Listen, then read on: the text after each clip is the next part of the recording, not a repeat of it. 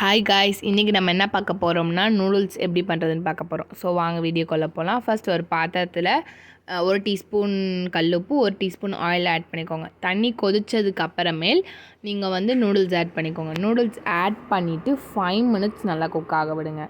ஏன் 5 minutes cook ஆக விடுங்கன்னா அந்த ஆஃப் குக் ஆனால் தான் நூடுல்ஸ்க்கு நல்லாயிருக்கும்.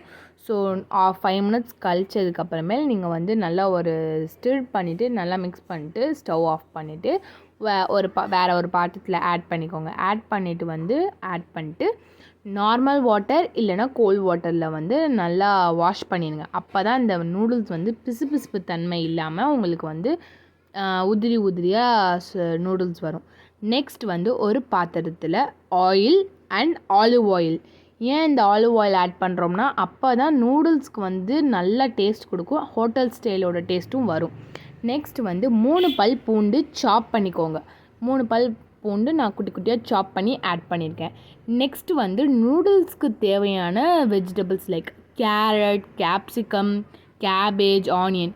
கேரட்டையும் கேப்சிகமையும் மட்டும் நீங்கள் குட்டி குட்டியாக அந்த நீளமாக கட் பண்ணிக்கோங்க.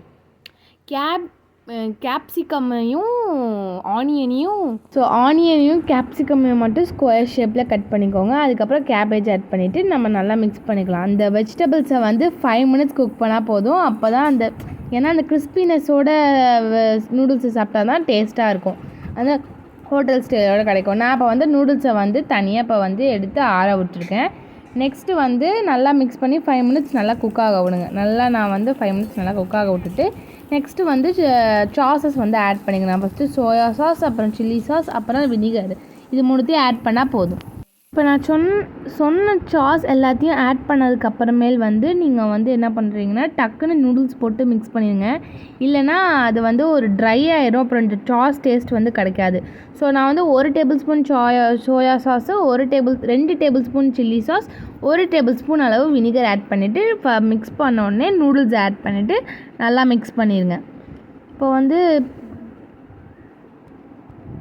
சாஸ் ஆட் பண்ணும்போது நீங்கள் சிம்மில் வச்சு ஆட் பண்ணுங்கள். ஏன்னா அந்த சாஸ் எல்லாமே ட்ரை ஆகி நம்ம மிக்ஸ் பண்ணும்போது ரொம்ப ட்ரை ஆன மாதிரி மிக்ஸ் பண்ணுறதுக்கு ரொம்ப கஷ்டமாக இருக்கும். ஸோ அப்போ நீங்கள் என்ன பண்ணிங்கன்னா சாஸை சிம்மில் வச்சு ஆட் பண்ணிட்டு இப்போ நான் நூடுல்ஸ் ஆட் பண்ணிக்கிறேன். நூடுல்ஸ் ஆட் பண்ணிட்டு ஒரு 2 மினிட்ஸ் கிட்டத்தட்ட நல்லா மிக்ஸ் பண்ணுங்கள். அப்போ தான் அந்த டேஸ்ட், அந்த ஃப்ளேவர் எல்லாமே மிக்ஸ் ஆகியிருக்கும். அப்போ தான் நல்லா உங்களுக்கு டேஸ்ட் கொடுக்கும். நெக்ஸ்ட் இப்போ நம்ம என்ன ஆட் பண்ண போகிறோம்னா ஃபைனலாக நம்ம பெப்பர் தூள் மட்டும் ஆட் பண்ணிக்கலாம். ஏன்னா அந்த ஹோட்டல் ஸ்டைலில் வரணுன்னா நம்ம லாஸ்ட்டாக நான் பெப்பர் தூள் ஆட் பண்ணியிருக்கேன். ஸோ உங்கள் காரத்துக்கு ஏற்ற மாதிரி நீங்கள் ஆட் பண்ணிக்கோங்க. இல்லைனா உங்களுக்கு வேணான்னா அவாய்ட் பண்ணிக்கோங்க. ஸோ இதை ஆட் பண்ணதுக்கப்புறம் நல்லா ஒரு 2 மினிட்ஸ் நல்லா மிக்ஸ் பண்ணிக்கோங்க. ஸோ இந்த வீடியோ பிடிச்சிருந்தா மறக்காமல் ஃப்ரெண்ட்ஸ் அண்ட் ஃபேமிலிஸ்க்கும் ஷேர் பண்ணுங்கள். அண்ட் தேங்க்யூ ஃபார் வாட்சிங். Wish you all. எங்கள் வீட்டில் இதுதான் டின்னர். ஸோ உங்கள் வீட்டில் என்ன டின்னர்னு மறக்காமல் கமெண்ட் பண்ணுங்கள். தேங்க்யூ ஃபார் வாட்சிங். Bye guys. See you in next video. Bye.